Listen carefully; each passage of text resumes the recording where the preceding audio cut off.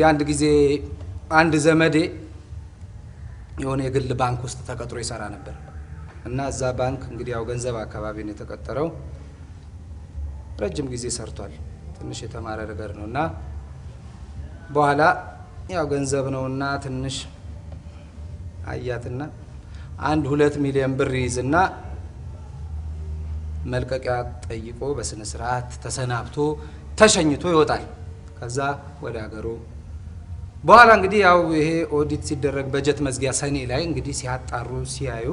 እዛ ጋር የሆነ ጉድለት አለ ምንድነው እዚህ ጋር 2 ሚሊዮን ብር ጎሏል በኋላ ተራበሹ እዛ ጋር ማን ነው ሰራተኛ ምን ይሻላል እየተባለ መስሪያ ቤት ውስጥ ከዚህ በፊት የነበረ እዚህ ገንዘብ ቦታ ላይ ማን ነው ሲባል ሲጣራ ዲንሰፋ ደግሞ አገሩ ገብቷል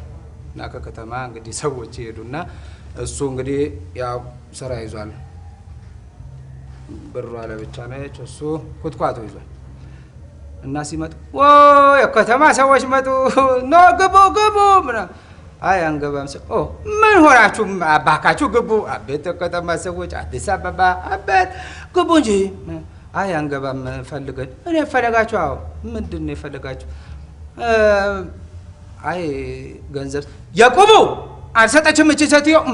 ኧረ አይደለም የቁብ አይደለም የድሮ አልከፈለችም እንዳትሉ አይ እንግዲህ አላቀም ነው ኧረ አይደለም እሱ አይደለም እንደዚህ መስሪያ ቤት አዎ ሰራ ነበር ጥሩ ሰዎች አቤት አዲስ በስነ ስርዓት እንግዲህ መቼም እንትን ብለው እኮ ነው የሸኙኝ እኮ አቤት ጥሩ ሰዎች ናቸው አይ ለሱ ሳይሆን እንግዲህ እዛ በመሰራበት ጊዜ 1-2 ሚሊዮን ብር ጎሏል 2 ሚሊዮን መንግስት ራሱ አለው እንደ ይሄ ገንዘብ